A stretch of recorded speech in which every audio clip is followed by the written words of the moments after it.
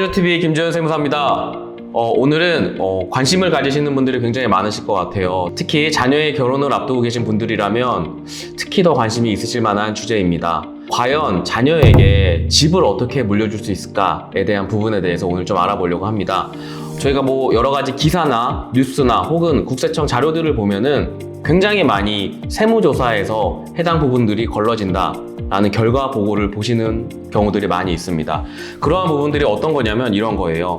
실제 저희가 자녀한테 집을 증여를 하거나 혹은 양도를 하거나 하는데 사전에 준비되지 않은 방법대로, 그러니까 이거 네가 그냥 가서 살면 되지, 야 내 집에서 네가 사는데 뭐가 문제야, 그냥 우리는 가족이니까 조금 싸게 하자, 약간 이렇게 조금 주먹구구식으로 운영을 하시는 분들에 대해서 조금 경각심을 가지시면 어떨까라는 부분입니다. 또 그러한 경각심뿐만 아니라 그렇다면 과연 어떻게 자녀분들에게 저희가 살 집을 물려줄 수 있는 방법이 있을까에 대한 해결책도 영상 마지막에 공개 드리도록 하겠습니다. 네, 저도 아들이 둘인 아버지로서 아직 애기들이 어리다 보니까 그런 생각을 한 적이 없는데, 얼마 전에 어떤 분이 저한테 너네는 아들 둘이니까 큰일 났다 이러시는 거예요. 그래서 왜요? 그랬더니 야, 아들은 집 사줘야 된대 이러는 거예요. 그래서 제가 그러면 이제 저도 모르는 채무가 생긴 것 같은 느낌인 거예요. 내가 애들한테 집을 2개를 사줘야 되는구나 각각, 이제 이런 생각이 들어서 아마 저와 같은 고민을 하시는 분들이 많이 계시지 않을까 하는 생각을 하며 이번 주제를 준비했습니다.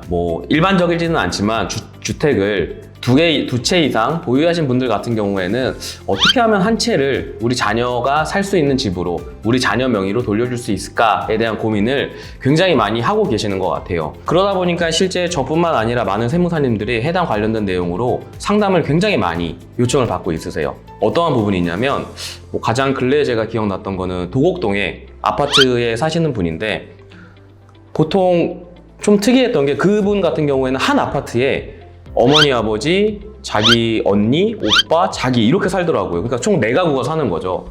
그러면서 이제 그 아파트에 가지고 있던 그 아파트와 다른 아파트 이 2채를 가지고 있었는데, 어떻게 하면 우리가 자녀한테 집도 한 채 물려주고 세금도 조금 낼 수 있을까라는 부분들을 의뢰를 주셨던 적이 있으세요. 그러면 실제로 저희가 자녀한테 집 명의를 넘겨주려고 하면 크게 3가지 방법이 있습니다. 첫 번째는 증여하는 경우가 있겠죠. 증여, 그냥 주는 거예요. 두 번째는 부담부 증여라고 하는데요. 빚을 조금 껴서 주는 거예요. 예를 들면 은행에서 대출을 받거나 혹은 전세 세입자를 끼고 그 집을 증여하는 거를 이제 부담부 증여라고 합니다. 세 번째는 이제 그냥 양도하는 거예요. 집을, 왜냐면 부모 자식 간에도 집을 사고 팔 수 있잖아요. 그래서 양도하는 경우, 보통 이렇게 3가지 경우를 저희가 고려해서 상담을 드리는 편입니다. 보통 일반적으로 각자 처한 상황에 따라서 다르긴 하겠지만 일반적으로 가장 유리한 부분은 부담부 증여였어요. 네, 왜냐하면 일반적인 증여 같은 경우부터 제가 설명을 드려볼게요. 10억이라는 아파트를 자녀에게 물려준다라고 하면 10억에 대한 증여세를 자녀분이 납부를 하셔야 돼요. 10억에 대한 증여세를 납부를 하는 것뿐만 아니라 이제 여기서 많이들 놓치시는 게 자금 계획을 세울 때 기타 부대 비용이라고 합니다. 취등록세, 이러한 것도 많이 놓치세요.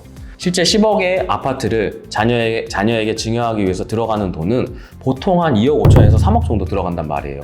그럼 생각보다 되게 높은 금액이 세금으로 내게 되죠. 저희가 자녀에게 증여를 하고자 할 때 2억에서 3억 정도의 금액을 가지고 있는 자녀분이 있으면 너무 행복하겠죠. 근데 일반적으로 저희가 사회생활을 이제 시작하시고 결혼을 이제 막 하는 자녀분들한테는 2억이나 3억이나 되는 그 돈이 없습니다. 그러다 보니까 많이들 선택을 하시는 부분이 부담부 증여입니다. 부담부 증여라고 하는 것은 일반 증여와 어떤 차이점이 있냐면, 방금 말씀드린 10억이라는 금액에서 예를 들어서 제가 4억 정도를 은행에 대출을 끼웠다라고 하면 실제 우리가 물려줘야 되는 금액은 6억입니다. 6억에 대해서는 증여세가 발생을 하는 거고요. 나머지 4억에 대해서는 실제 자녀한테 자산을 물려주는 부모님이 양도세를 내셔야 돼요. 이 개념이 조금 헷갈리실 수 있어요. 빚을 물려주다 보니까 빚을 양도하는 걸로 봐요. 그래서 해당 빚 금액만큼을 저희가 양도세를 납부하게 됩니다. 그럼 여기서 저희가 가져갈 수 있는 이점은 뭐가 있을까요? 자녀는 10억짜리 자산을 가져가면서 6억에 대한 세금만 내면 되는 거예요. 나머지 4억은 누가 낼까요? 부모님이 내는 거예요. 나머지 4억은 빚이 옮겨갔다라고 해서 부모님이 양도세를 내야 되는 거죠. 그러면 실제 자녀가 내야 되는 세금은 굉장히 많이 줄어들겠죠.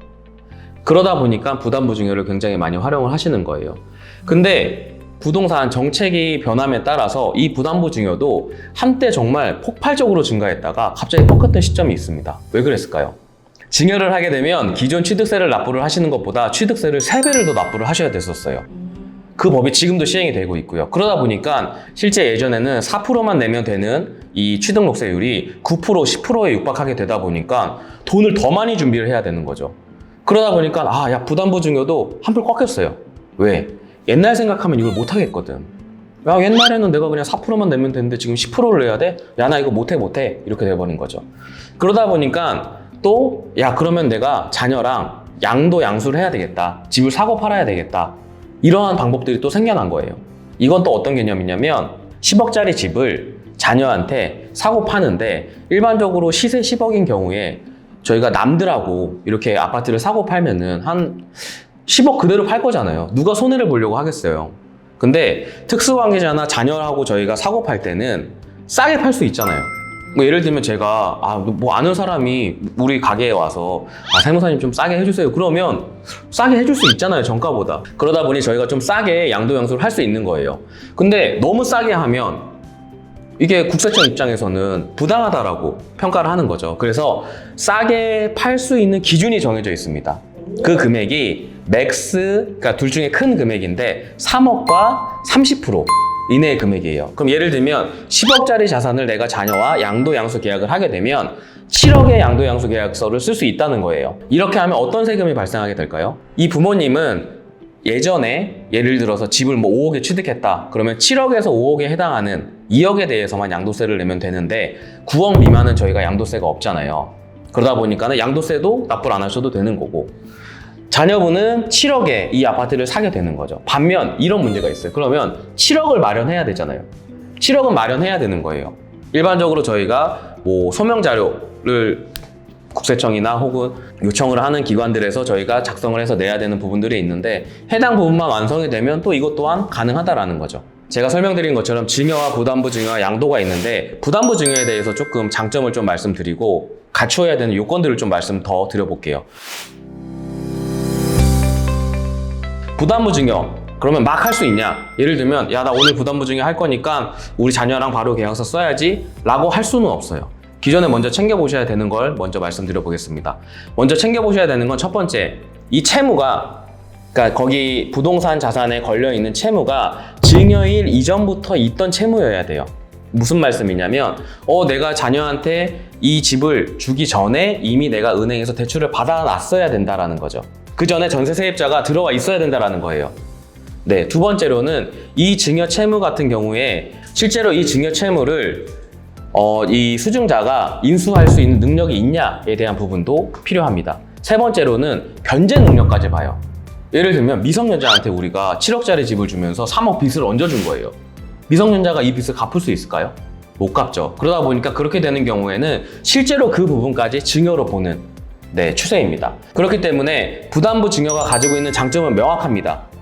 자녀 혼자 내야 되는 세금을 부모와 자녀가 두 명이 나누어서 낼 수 있는 장점이 있다. 그러니까 명확하지만 반면에 지켜야 되는 요건들도 굉장히 까다롭습니다.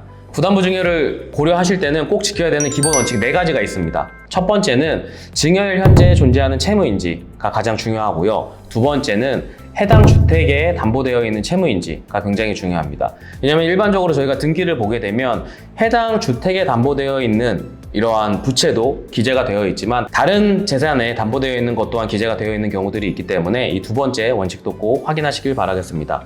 세 번째로는 실제 이 증여를 받는 자가 채무를 인수하는지가 가장 중요합니다.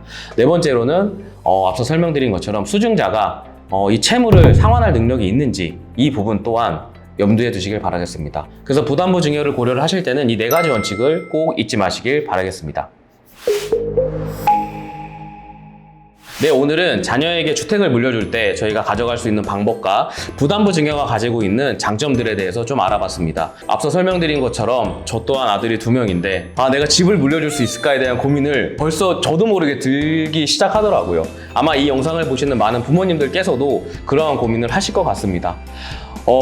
네, 되게 낀 세대인 것 같아요, 저희는. 네.